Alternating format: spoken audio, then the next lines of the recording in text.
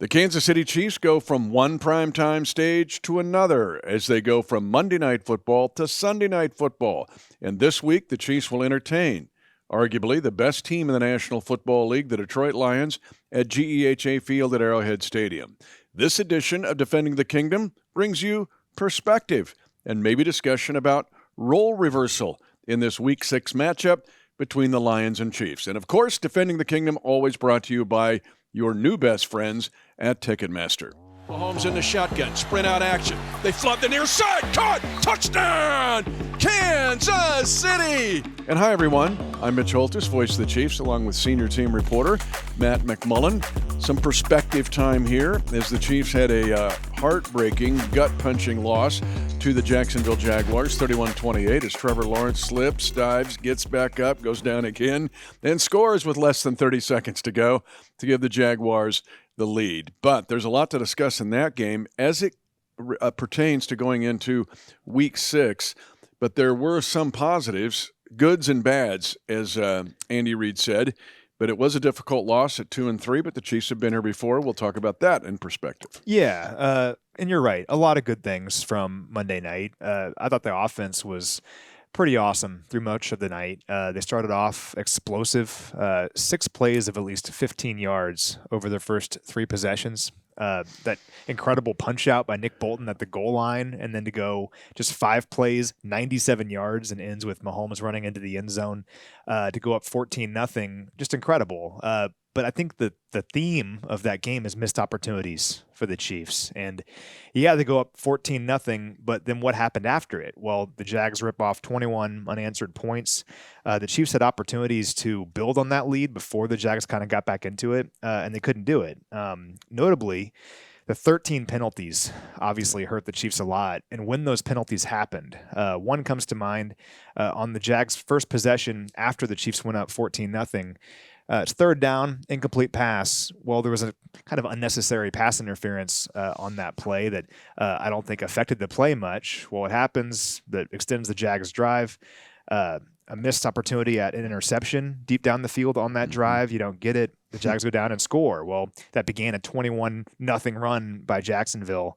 There's all kinds of things like that in this game. I thought it was great that Chiefs put together that incredible vintage Chiefs drive at the very end to kind of suck the life out of the stadium. Like, everyone in the stadium was like, oh man, here we go again. It's the Chiefs. They're going to go down and score and win this game. We felt that way too. But then Jacksonville gets the ball with under 2 minutes to play. They find a way to get down the field and score. And yeah, it was heartbreaking. I mean, that was a brutal way to lose a football game. Reminds me a lot of the loss to the Ravens in 2021 on the road, where it's a game that we felt like we had. You give the other team opportunities and they find a way to win it. It's not taking anything away from Jacksonville to say that the Chiefs gave this game away. The Chiefs gave Jacksonville opportunities, and the Jags, to their credit, seized those opportunities. But the Chiefs had that game and unfortunately let it slip away. Yeah, the 14-point lead, the Chiefs had won 22 straight games with a 14-plus point lead. Man. The second longest streak in the National Football League, second only to the Detroit Lions, who have done it 26 straight times. So it was a bit of an oddity to have a 14-point lead slip away. The other critical thing before we get to around the world was the Chiefs had a chance to seize this game. Talking about opportunities, and you listed them all very well, in very eloquent manner, by the way, with no sleep. But this game could have been seized. The Chiefs had the ball, even after Jacksonville made it 14-7. Possession 4 could have been at least a field goal to go up 17-7, go back to the AFC Championship game of 2023 in Baltimore. Then you get the ball back again. Even another field goal makes it 20-7. That's 2 touchdown lead. But possession 4 is a 3-and-out. Possession 4 is a 3-and-out. Possession 5 is a 3-and-out. And then you have a pick 6, and all of a sudden it's a real issue. But there was a chance there for the Chiefs to seize the game and make it much different. And the pick 6 was brutal because the Chiefs were moving right down the field. You move to the Jags' 3-yard line. That's demoralizing for Jacksonville, moving right down the field, and it turns into 7 points the other way. Now, again, to the Chiefs' credit, they fought back. They found a way to keep either tying this game or taking the lead.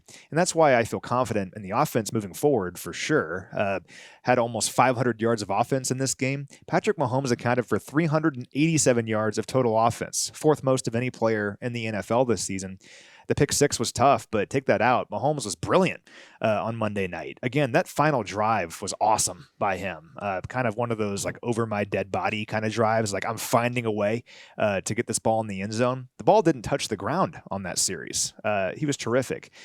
Just unfortunately, Jacksonville found a way in the end. And look at that final drive for Jacksonville. Again, they get the ball back with less than 2 minutes left. You get them in a 3rd and 7 on their side of the field. And Lawrence has that deep throw to Brian Thomas for 33 yards when the Chiefs have 2 defenders there. That's brutal. And then 3rd and 13, I didn't see the flag initially because I didn't have a great vantage point. I thought Brian Cook picked it off and the game was over. Then I saw the flag and realized they were getting the ball at the 1 yard line. And even then, Lawrence is on the ground with potentially a running clock, and we couldn't get a hand on him. Just one of those nights, unfortunately. And we talked about it on Chiefs Rewind. These things happen. Not a lot for the Chiefs, but they do happen. And when they do, all you can do is learn from it. And defensively, 3rd and 15 early in the game, talking about seizing the game. A defensive pass interference penalty gives them an automatic first down on 3rd and 15. Yeah. You make them punt there, you have a chance to go up 3 scores several times in this game. And then the 4 special teams penalties in the second half. 9 total penalties, 4 on the special teams.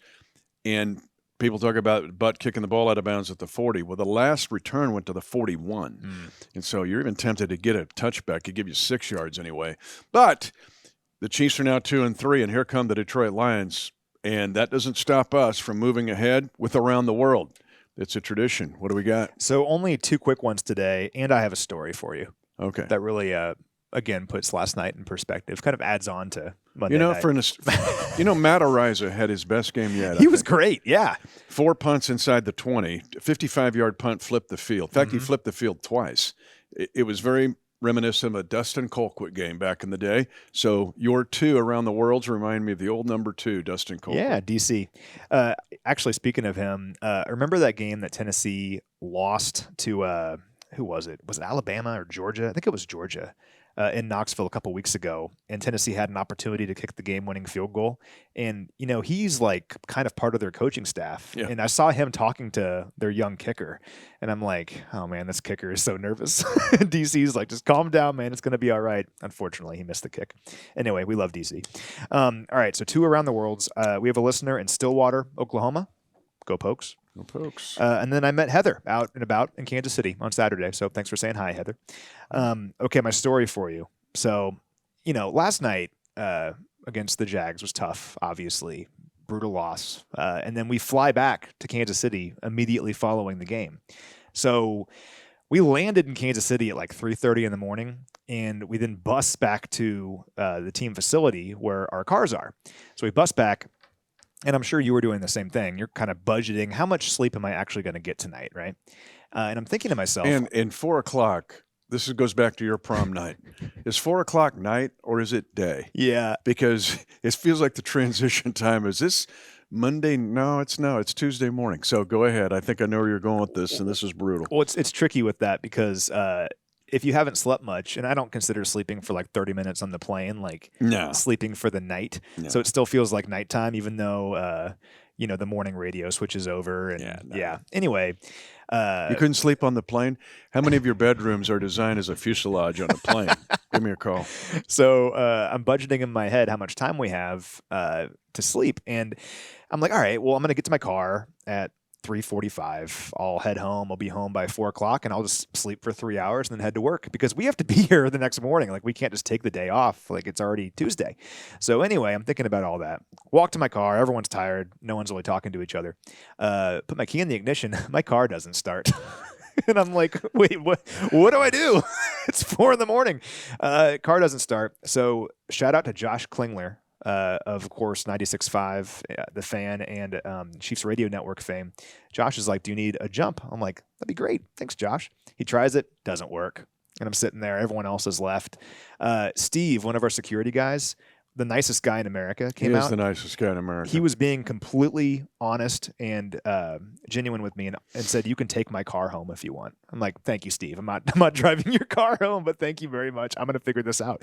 I called AAA. Normally, I don't talk about like any kind of like brand or companies on here out of fear that our sponsorship department will say, why did you do that? Right. I'm going to shout out AAA because AAA is something that every person should have. It's amazing. You can You call mean them. the 3 dozen times that I've used them, Yes, exactly. including running out of gas in St. Louis in the middle of rush hour? Please come help me. Uh-huh. Yeah. So I called AAA. They were very helpful, but they said, we have a service we can send out to you, but we're not going to be able to replace your battery if your battery is dead. We can only jump you in if it doesn't work. We'll just tow you somewhere. I'm like, I'll just worry about this in the morning. So I Uber home from the facility at 4:30 at this point. Wow. So I got home at like 5 a.m. Shout out to Tabitha. Tabitha was my Uber driver. She was wonderful. She was playing Red Kingdom as she pulled into the parking lot, which is pretty funny. Yeah. But Tabitha drove me home. I got home at 5 a.m. Ellie woke up when I walked in, like in a haze, like, what's going on?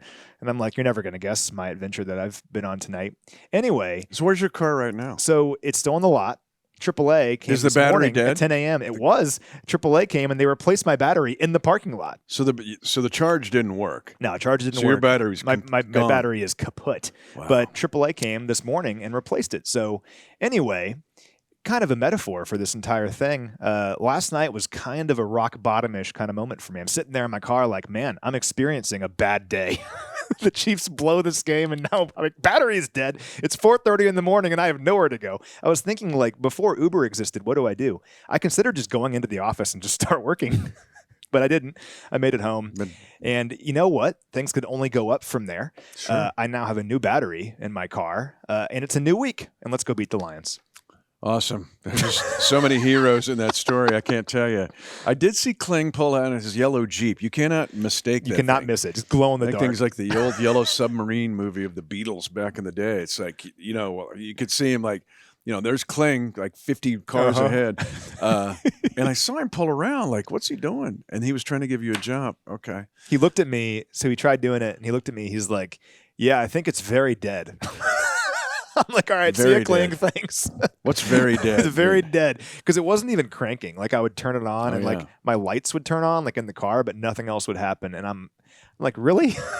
Tonight of all nights, but it is what it is. Then you worry about starter and okay. Anyway, I was worried about lots of things, but hey, it's working now. One of the things we love to do is get a player in here every week, and so before we jump into the Lions and talk about them in the Sunday night matchup, we did have a chance. And again, this is a short week. This is tough on anybody, but especially the players because they got to recover when one last day, especially being on the road. Actually, the Ravens had to do this when they came here.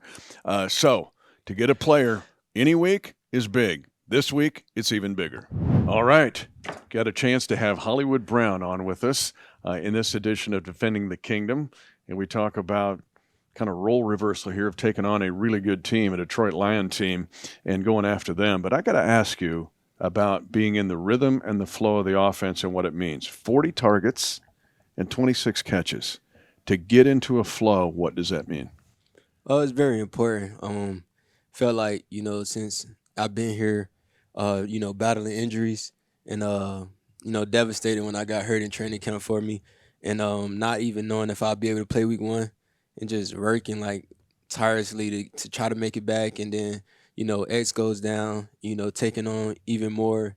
And at the same time, building myself up. It's been real. It's been a lot, but it's been real important that each week I feel like I'm getting better. Pat trusting me with more. My body's getting better, and I feel like I'm playing faster and faster each week. So, like for me, it's exciting. You got your first touchdown as a member of the Chiefs a couple weeks ago against the Ravens, and really the last 2 weeks, the offense seems to really been finding its stride. Nearly 500 yards of offense against the Jags last week. What's been going right for you guys, and how can you keep that going here moving forward? I think it's just the way we practice, the chemistry we're building. And guys eager to make plays. It's only one football out there, so when you get it, you try and make a play with it. You trying to, gain another opportunity. And I feel like that's why we mesh so well because we root for each other, so bad. So it's a lot of fun. How much do you feel like, and I've said this, you feel like you're on the 4x100 meter relay team because you got Brashard, you, X. I mean, they keep coming. How fun is that all you get putting all this speed on the field at the same time? Like, it's so fun. It's a great, work environment. Even, in practice, the way we compete, the way we, who can run the fastest this play or that play. guys running with the ball, who can run fast across the field to get a block. So it's something special for sure. Didn't even mention Taekwon. I know, throw him I in mean, there. Taekwon's been We got great an this year. alternate. Yeah, right. I mean, it's cool to see his story because nothing was guaranteed to him going into this season, but he's been great, obviously, for us. What's impressed you about Taekwon this year? Oh man, I mean, I know about Taekwon since he was in high school. He's from Florida just like me, and the adversity he done battled, the things he done been through, mentally. I'm so happy for him. I tell him all the time, give God the glory. Give God the glory every single time because just to be here in this place is special, and to see him make the most of his opportunity because he has a family. So I just smile when I see him every day because he's such a good person and his energy. We feed off of it a lot. That brings up an excellent point, though. You've been through a lot, and you've been in this league a while. So how much of a role do you have even off the field in talking to guys, even if it's Brownlee or anybody in that wide receiver room? I tell them all the time, my career, I never dealt with injuries like that in college. So for me to get here, I questioned a lot of stuff a lot of times about, why this or why me and why that. And then I got to a point where God's put me down this path. He's not going to give me something I can't handle.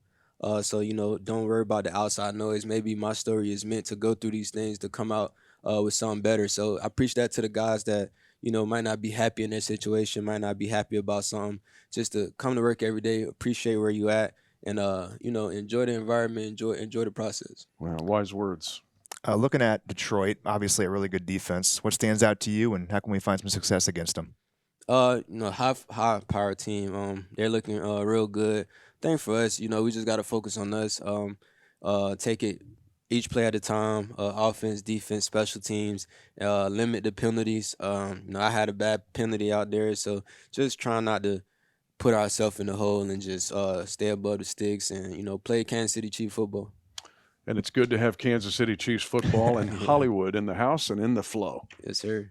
Well, again, great to have a player, especially this week when we talk about sleepless nights. They do too, but they've been to go through their normal treatment, and you basically have to make Monday and Tuesday all in one and try to get yourself in position to attack Wednesday, Thursday, Friday. And, yeah, Monday Night Football on the road, I think, is other than going to Brazil and spending 17 hours on a plane when you're so anyway, it's tricky. It's hard. It's super hard. It puts a lot of stress on our logistical staff of trying to figure this stuff out. And a quick turnaround playing a team that we think is one of the best in the NFL, if not the best right now in Detroit. It's tough, but this is where you lean on your culture, lean on your leaders. And in a lot of ways, ironically, I'm kind of glad that we're playing on a short week because after a game like that, all I want to do is see the Chiefs get back out there and play well and win a football game. The worst is when you play a game like that and then go into your bye week and you're just thinking about it all week long. It's tough on the players' bodies, but I think a lot of them are anxious to get back out there and play. So you bring up that just leads us into kind of the thesis of this podcast, which is perspective and then role reversal. It was the perspective you had when you couldn't start your car in the role reversal that you were driving down the street. Nope, you were in another role. Yep. So here are the Chiefs now 2-3. Been here before, twice under Andy Reid, 2015, and that led to a 10-game winning streak and winning the first playoff game in 21 years. And then the 2-3 start in the 2021 season, which culminated in making it to the AFC Championship game and the overtime loss to the Bengals. So the point here is this is still a long road. Now, for the Schadenfreude types, we're not going to sit here and blow smoke at you and go, hey, everything is unicorns, candy canes, and roses. No, it's not. But we will give you some perspective here. But this game is a role reversal now. It has been the Chiefs that everybody has been launching, shooting, catapulting fiery flames at, and has been doing that really since 2019. But now here are the Detroit Lions, and they've done an amazing job. The Lions have gone through a transformation. I saw this 3 years ago. The same transformation the Chiefs went through. They redid their whole organization. And when Dan Campbell came in, he brought an edge, and I'm going to bite guys on the knees and ankles and all that. But then Brad Holmes, as a general manager, they have been just like Brett Veach and Andy Reid. And the organization went through some big changes. I mean, decades of changes to get where the Lions are now. All right. Here's where I think the weaknesses of the Detroit Lions are. That's it. They don't have a weakness. Yeah. This team does not have a weakness. They are very good. I think they're the best team in the National Football League. And I'll get to your point here in a second. But they are averaging right now almost 35 points a game on an average in 5 games. Whoa. What did they do last year? They averaged just over 34 points a game. They're trying to become the first team since the 08-09 Saints to lead the league in scoring in back-to-back years. Chiefs were close. We thought about it in 2018 and 2019. We almost did it. But if the Lions stay at this pace on the average from last year, it has been since the 1941-42 Chicago Bears. I think Sid Luckman may be in there, that a team would have a 34, 35-point average in back-to-back years. And the Lions come by it honestly. This is an explosive team that I think has no real weakness right now. Not saying they can't be beat, but the Chiefs are in role reversal. Now, all of a sudden, they're shooting flames at the castle in this week in specific. The Lions have that point-per-game average despite scoring just 13 points in week 1, too. What an anomaly that was against Green Bay, just 13 points. But they've scored at least 34 points in all 4 of their games since then. In that span, they're averaging more than 40 points per game. And these guys, to me, they play just great complementary, fundamentally sound football, really in all 3 phases. They play smart football. They're tough. They're physical.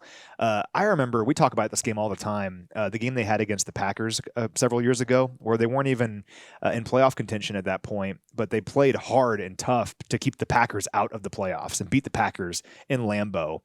Showed their whole mentality as a team. I like watching the Lions. They're fun to watch. I love their mentality just as a football team, and they're going to be tough to beat. We can do it, but we have to play fundamentally sound, complementary football as well. We did that against the Ravens 2 weeks ago. Not so much last week, for being honest, against the Jags. Against Jacksonville, I think we had some times in the game where the offense was playing very well, the defense not so much. And then the defense would play well against Jacksonville, the offense not so much, and the special team struggled as well. To beat Detroit, you have to play fundamentally sound football in all 3 phases and complement one another. The Chiefs are certainly capable of doing that. We know we have the players to do that and the coaches to do it, but we need them to be at their best here against a very good Detroit Lions team. Yeah, the Lions, it's a team record to have those 164 points in 4 consecutive games that you alluded to, but Jared Goff, 75% completion percentage. When you look at what he has done, he has had 5 times now in the past 2 years, his QBR, his quarterback rating, has been 150 or more. Remember, 153.8, right, or is perfect. Well, he's had A's on his paper 5 times. That's 2 more than anybody else in the NFL in that span. When you look at what he has done, he's the best in the league at 12 touchdown passes, best in the league at completion percentage. He is pinpoint using all of his weapons, and he's got all kinds of weapons. Amon-Ra St. Brown is phenomenal.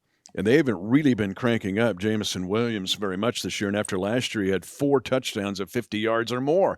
That was in 2024. But then last week, they unload Sam Laporta on you. And the 2 running backs, David Montgomery and Gibbs, these 2 guys, 14 times they've both had at least 1 touchdown in a game. That hasn't happened in this league in almost 40 years. You're going back to the Cowboys of the early 90s, about 35 years ago. That's what the Lions are giving you on offense, and I haven't even started on defense and special teams yet. Sure, and looking at Goff, the word that comes to mind for me is efficiency. So that 75% completion percentage is impressive in its own right. It's even more impressive when you consider he's averaging 8.19 yards per attempt. Really impressive combination. It's not just checkdowns. He's throwing the ball downfield as well. Makes great decisions. I think back to that 4th down throw against the Ravens a couple weeks ago, just a perfect throw. I just respect them a lot. It begins with stopping their running game, though. They want to run the football. They want to be physical with the football. These guys have 152 rushing attempts this year. That's second most of any team in the NFL. They're effective with it, obviously, rushing for 135 yards per game between Montgomery and Gibbs. For the Chiefs in this game, it begins with shutting down that running game, because when they're running the football well, and then Goff can use play action and throw to his weapons and Laporta and Jameson Williams and certainly Amon-Ra, they're really tough to beat. If you stop the run first, make them one-dimensional. Not easy to do, but that's what Green Bay did in week 1. That's what the Chiefs will have to do here in this game. Yeah, and Jonathan Taylor, the Colts, is having an incredible year. If you take Gibbs and Montgomery together, they have 635 rushing yards. That's 135 yards more than Jonathan Taylor. So it kind of puts that in perspective. before we get to Ari Wolfe and our regular segment here and checking out on the West, the defense, and last year, the defensive injuries caught up with them. They lost Aiden Hutchinson in week 5. Have you checked what he's been doing? He's getting a sack a week. His pressures, he had 8 pressures against Cincinnati. Like, he just decimated the Bengals front. They had so many injuries last year. They gave up on at the end of the year, 31, 48, and 34, and Washington got 45 on them in the upset in the NFC divisional playoff game. If they wouldn't have had those defensive injuries, we would have been playing them in Super Bowl 59 and not the Eagles. Sorry, Eagle fans, keep trolling us, but you wouldn't have been playing us. It's good for our engagement because these cats were steamrolling, man, and they had too many defensive and too many points allowed. But it wasn't because of their offensive production. Now they have the defense back. And then you look front, middle, back. Kirby Joseph is sitting here. He's only the 6th player in the last 25 years to have at least 20 interceptions in his first 4 seasons. But he's only the 2nd safety to do it. The other one is Ed Reed, Pro Football Hall of Famer and the former Ravens stud. That's what they're doing on the back end. In the middle, Alex Anzalone and all these guys. This is a phenomenal football team. Want to beat them, looking forward to playing them, but it's a role reversal here. It's the Chiefs that are now shooting the flaming, catapulting arrows at the castle, not the other way around. Jack Campbell, really good player at linebacker. Really good. You mentioned the Eagles fans. It just reminded me of this. The Jags fans were really feisty on our stuff last week, like really going after us. I don't know. Like, I thought we were really complimentary of the Jags. Anyway, congratulations on your win, Jags fans. Looking at Detroit, opportunistic. Speaking of Jacksonville, too, it's kind of a copy and paste with their defense because the Jags are really good at taking the football away. The Lions are really good at taking the football away. The Jags are, too. The Lions have 9 takeaways this year, 3rd most in the NFL, 41 points off takeaways, 3rd most of any team in the league, and 13 drives starting in opponent territory, most in the NFL. It's in so many ways the same thing we said about last week. Like, you can't turn the ball over against Jacksonville. They'll make you pay for it. Unfortunately, they did that against us. Devin Lloyd with that 99-yard pick 6. In many ways, that was the difference in the game. Don't turn the football over against Jacksonville. The Chiefs probably get out of there with a win. You cannot turn the football over against Detroit. And I dug into this a little bit. They are 19-0 since 2023 when they win the turnover margin. 19-0. Only Buffalo is better. They have not lost a game in 2.5 years when they win the turnover margin. Now, when they lose a turnover margin, doesn't happen that often. It's happened 11 times since 2023, the beginning of that season. They're 5-6 in those games. So, just putting it out there, if you can play them even in the turnover margin or win the turnover margin, force a couple interceptions or a couple fumbles, don't turn the football over yourself, it's a much more even playing field against this Detroit team. But they have so much firepower on both sides of the ball. You cannot lose the turnover margin to these guys and give them short fields. Oh, I didn't bring up special teams. Wait a minute. Khalif Raymond has a punt return for a touchdown. Remember his touchdown for the Titans against us a couple years back. And then you throw in, Jake Bates, who was the brick salesman and the UFL star. He's become like the best kicker on the planet. And then you throw in Jack Fox, who's their punter. Yeah. And he's the first team all-pro punter in the NFL and set an NFL record for net punting. So that's what you're up against. I'm looking forward to this game. Yeah. But I'm looking forward to the role reversal. All right? Hey, we'll shoot some flaming arrows at the castle. How about that? But speaking of shooting at the castle, I don't know how to transition here, but we got Wolfe on the West. Ari Wolfe is our kind of watching the rest of the league and the West. Could have been tied. Could have been tied at 3-2, 3-2, 3-2, but not this week.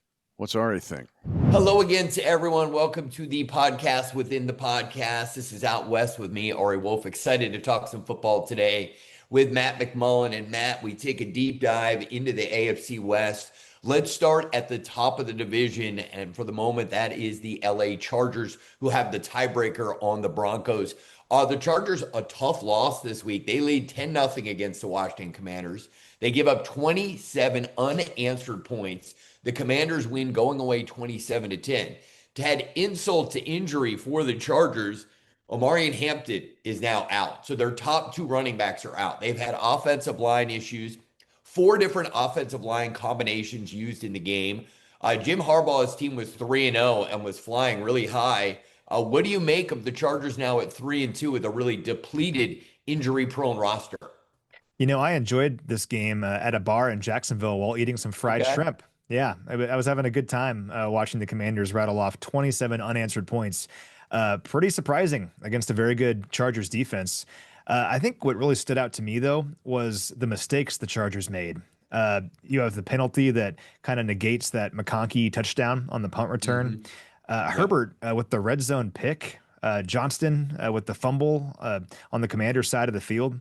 The Herbert pick, though, really stood out because not a good throw. The defender was right there. And I believe Herbert has 4 picks now on the year, already more than he had all of last season. Right. And we're only here through week 5. So the Chargers are a really good team. There's no doubt about that. But it's interesting that I think one of the reasons they were so good early, particularly in week 1 against us, is they made no mistakes. They played fundamentally sound football. Not the case against the Commanders, and the Commanders made them pay for it. And now how do they respond without having Amarion Hampton? Because Herbert has been throwing the ball more, but this is still a Greg Roman offense and a Jim Harbaugh team. They want to run the football. They want to be physical and dominate the line of scrimmage. Well, you lose your tackles and Alt and Slater. I get Alt's coming back soon, but still, you don't have him for at least a couple weeks. And you lose Harris and Hampton. I mean, Harris and Hampton were going to be their workhorses all year long. Right. You don't have either for the foreseeable future. That's a big deal. So how do they respond to that is the question. And I at least say so far against the Commanders, they didn't respond very well. So we'll see how they do here moving forward. And one number I want to share before we move on to the Broncos. In the last 2 games, the Chargers have a combined 24 penalties for 192 yards. That's not so a they got a Harbaugh. lot of things Wow. to clean up. You normally don't think of a Jim Harbaugh coach team as having a lot of penalties, but the Chargers, yes, they are atop the AFC West, but right now, mixed results for them. All right, now let's turn to the Denver Broncos, who I must say really impressed me on Sunday with their win in Philadelphia. I thought it was a gritty win. There were a couple times where it looked like they were going to go down 3 scores. They kept fighting and fighting. I thought the defense really held up late. I thought Bo Nix did just enough. But to me, the guy who really changed the game was head coach Sean Payton. And here's why.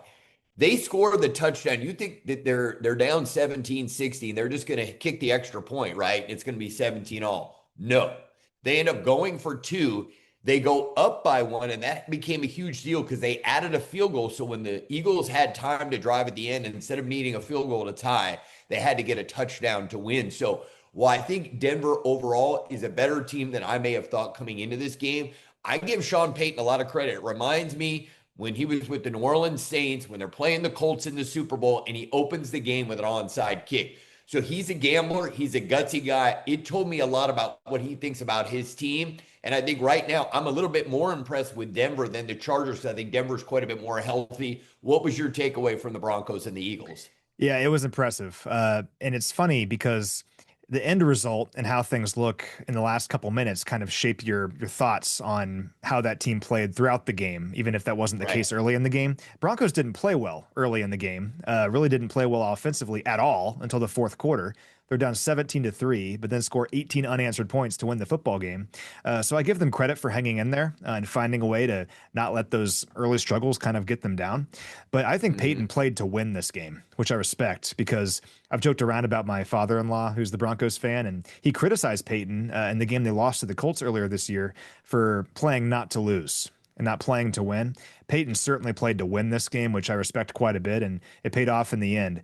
The Broncos are tough. Their defense is really, really good, and their offense, particularly when Peyton is kind of dialing it up with those short throws, those rollouts, things that really scheme their receivers into open situations. They're tough to stop, and I give them credit, again, for hanging in there against the Philadelphia Eagles, who we all know is one of the toughest teams in football. To do that on the road says a lot about their team. So they'll be tough this year. We'll see them here in a few weeks. But yeah, that's a statement win for the Broncos. I'll give them their credit.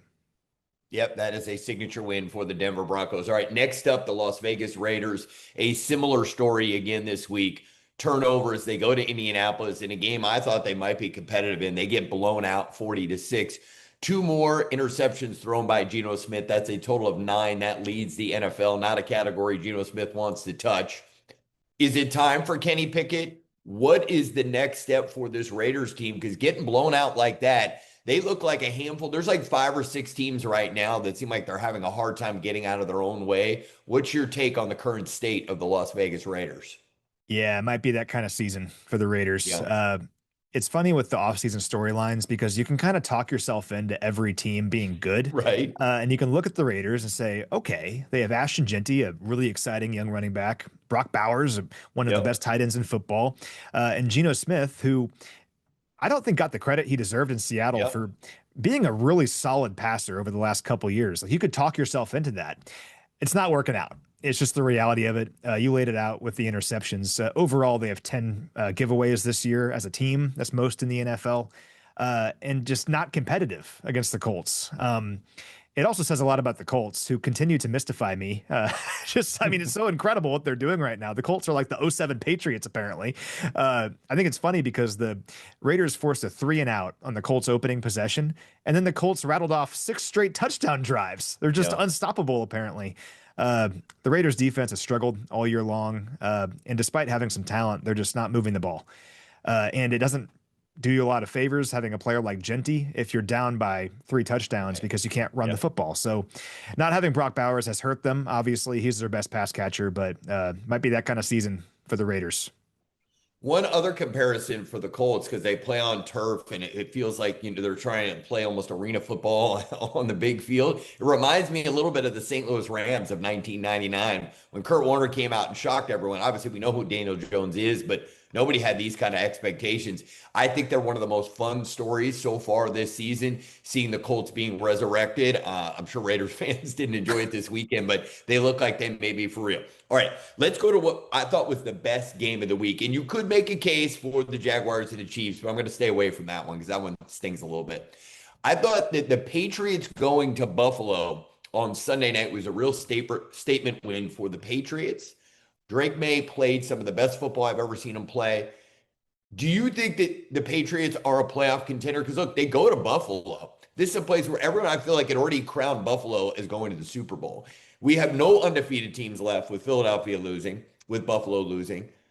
I look at the Patriots. They lost week 1 at home to the Raiders, and I think I kind of wrote them off. They've been 3-1 since. This is by far their most impressive win. And a battle of quarterbacks, May outplayed Allen. Buffalo had 3 turnovers. They looked sloppy. They made a ton of mistakes.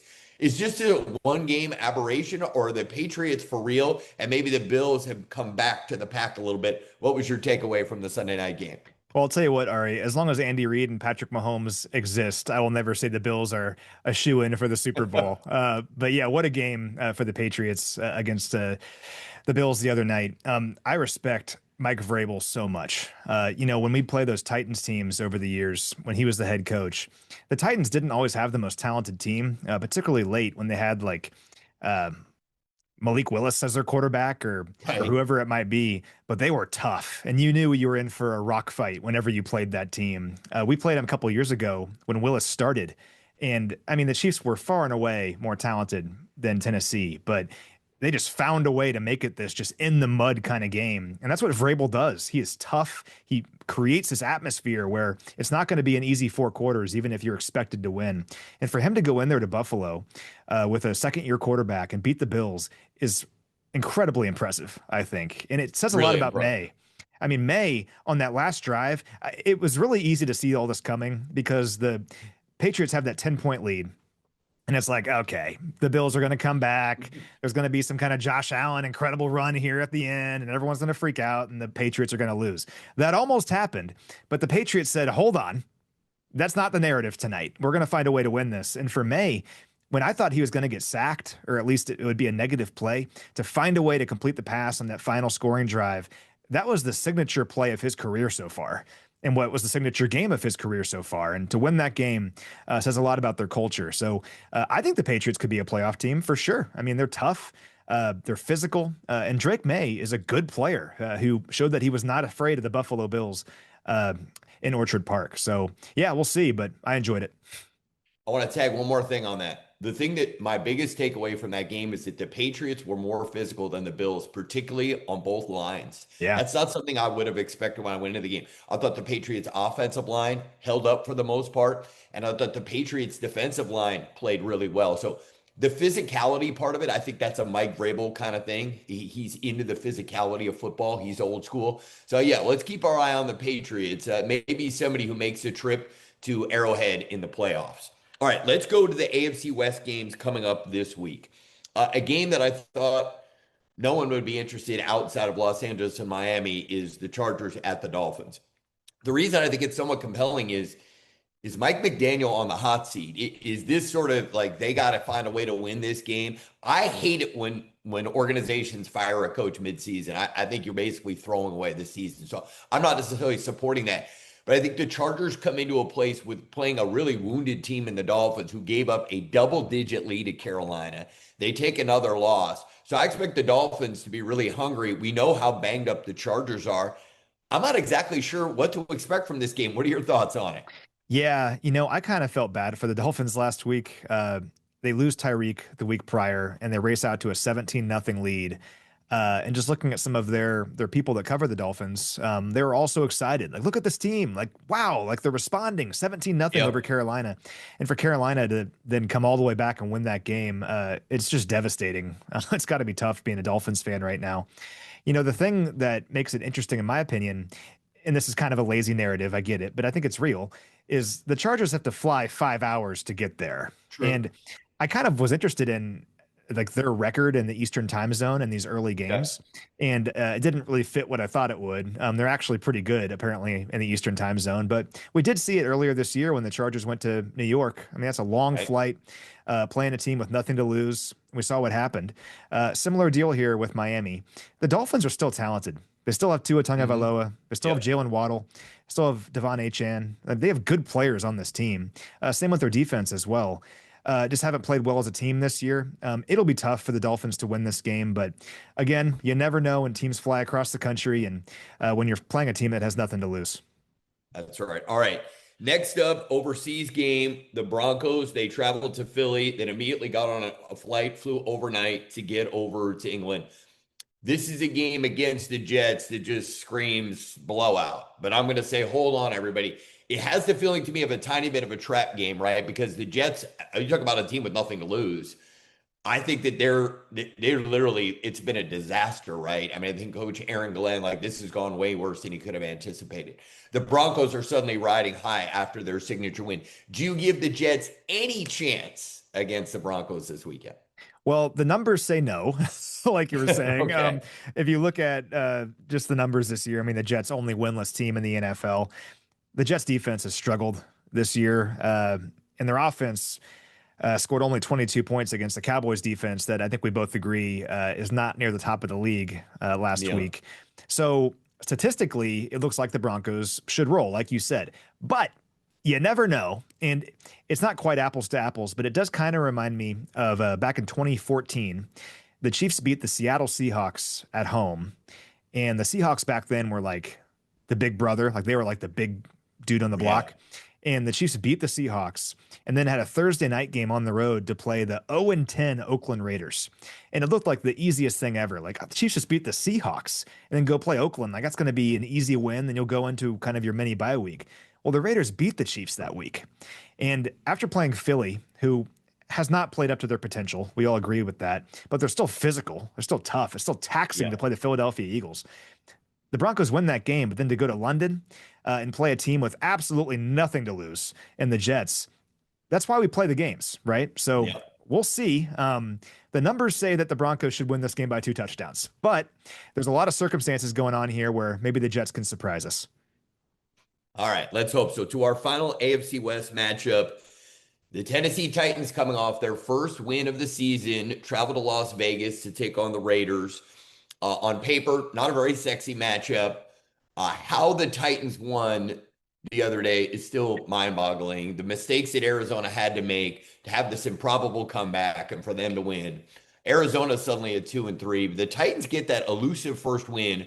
They didn't necessarily play great, but they're playing against a Raiders team that we both agree has underachieved so far. Another game where I'm sort of like, that one might be tough to watch. Again, I'm on the Kenny Pickett watch.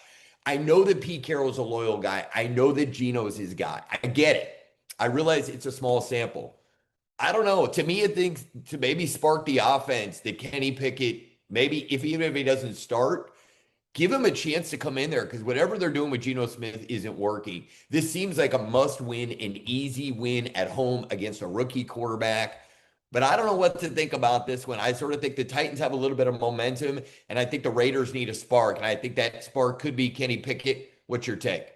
I've got the Titans in this game. I think Tennessee goes Okay. in there and gets the win. I think winning the way that they did is the way that you kind of build a culture. They certainly did not go into Arizona and win with like fundamental football. Like Fair. they didn't, I don't Fair. think things went according to plan. But they found a way to win that game. And that's what teams do when they're competing, right? Is you find a way to win it. And even though it took some crazy circumstances, they found a way to win that game. And they have talent. Cam Ward, number Yep. one overall pick for a reason. It's hard when you're losing and it's compounding, right? But when you find a way to win a game, it's like, oh, like we can do this. Like that felt pretty good against a pretty good team in Arizona. So why can't they go into Vegas and beat the Raiders and just rely on their talent and say, hey, let's just go play football. You know, we've won a game. We got that monkey off our back. Let's go play football.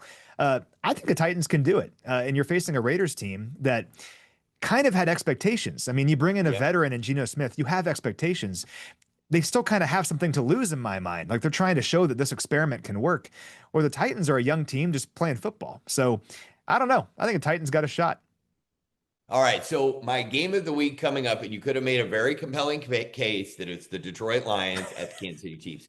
But I'm telling you guys, I'm trying to stay away from the Chiefs stuff because you guys have that covered on DTK.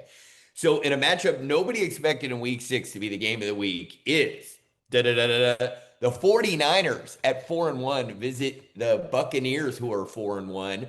Definitely when the schedule came out, I didn't think this was all that sexy of a matchup, but it suddenly is. 49ers finding ways to win. My respect level for Mac Jones a couple years ago was near the bottom of the league. I didn't like him. I didn't like him as a quarterback.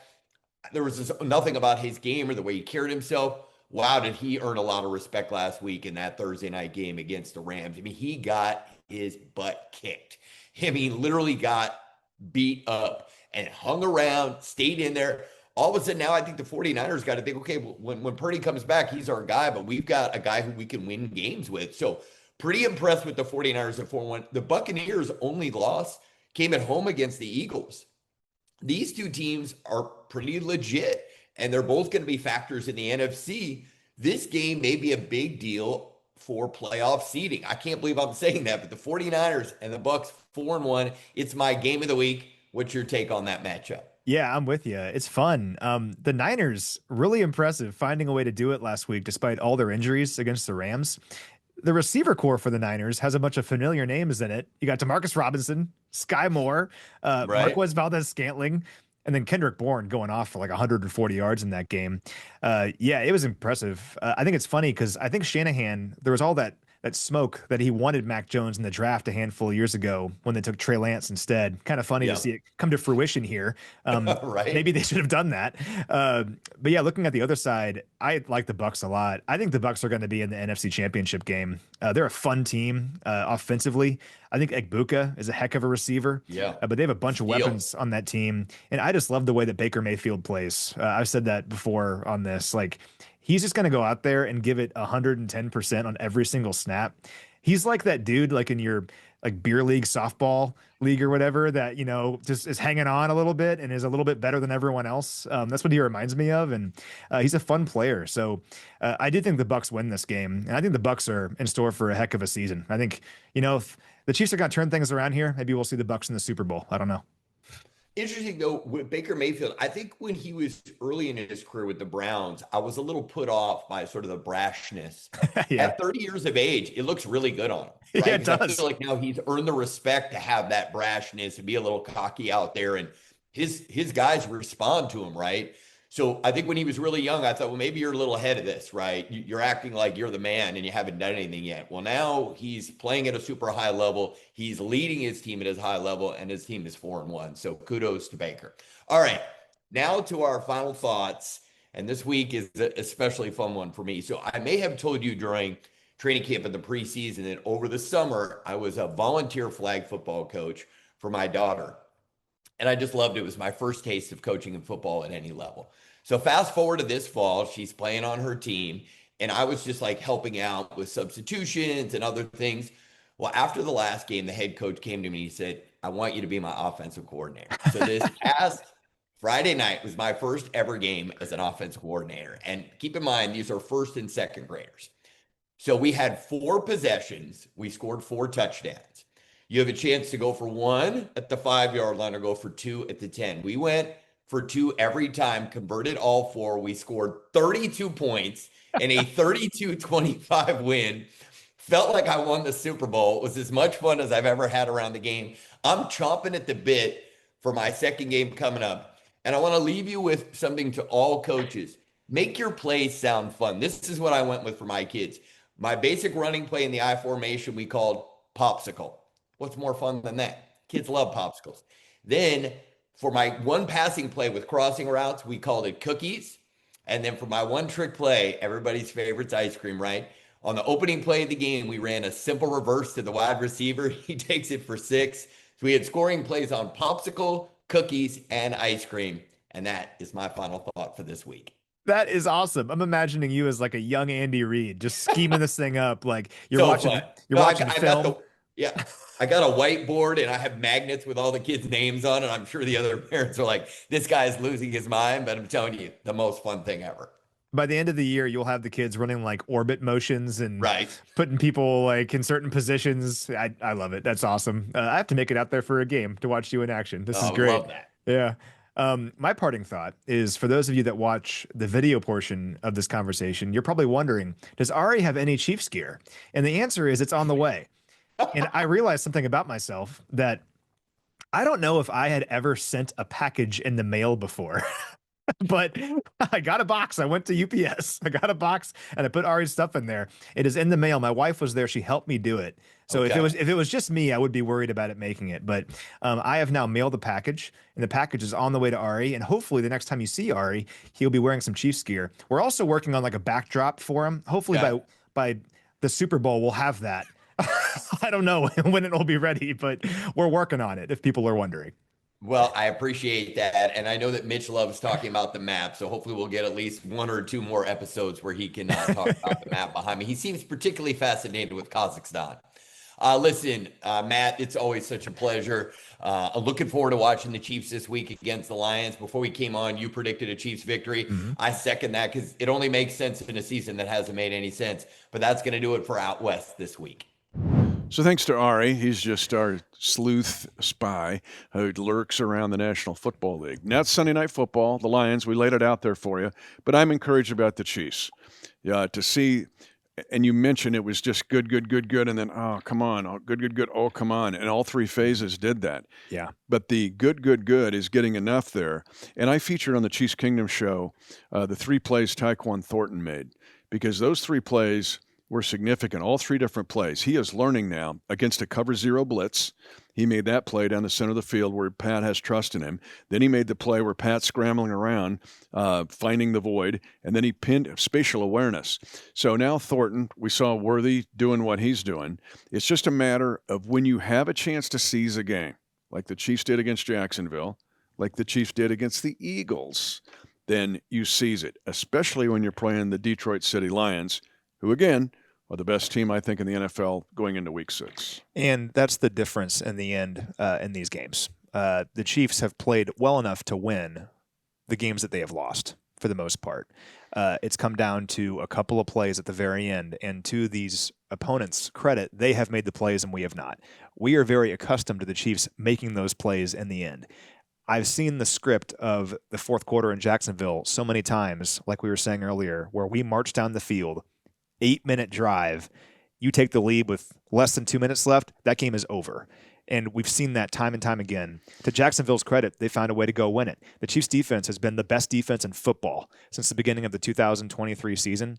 They've closed out games time and time again in situations just like that. Didn't happen on Monday night. But here's the difference between the Chiefs and other teams, in my opinion, is they do not let those things snowball. They don't think about it, dwell on it, linger on it. They move on and they are better from it. And that might sound like we're just trying to be positive. I've seen this time and time again. Go back and look at the Colts game in 2022, a game the Chiefs had no business losing, kind of gave that game away. And the next week, they're playing the Buccaneers in prime time. And the Buccaneers were rolling at that point. They had the best defense in football. They had Tom Brady playing really, really well. and the Chiefs were underdogs in that game. The Chiefs go in, they beat the Buccaneers. There are so many examples of that where I think the Chiefs have an opportunity here to embrace this challenge of being doubted. They love that, right? You have a chance to take on a team that we think is very good in Detroit, a team that everyone else is probably going to pick this week. And the Chiefs can go out there and play this team, and they can remind everyone, we didn't play great last week. We didn't finish. We are still the Chiefs, and that's the opportunity on the line here this week. Will Jared Goff watch this tape and go, do I get to be the Michael Vick impersonator this week? Because that we were all stunned by Trevor Lawrence, way to go. But didn't see that coming. Like 8 scrambles for 50 yards. Crazy. 5 first downs. Give him credit. Give him credit. Yeah. But here come the Lions. But maybe this time we're trying to take the battering ram and knock down the door of the castle and shoot some flaming arrows in there. It's all about perspective, and sometimes it's about role reversal.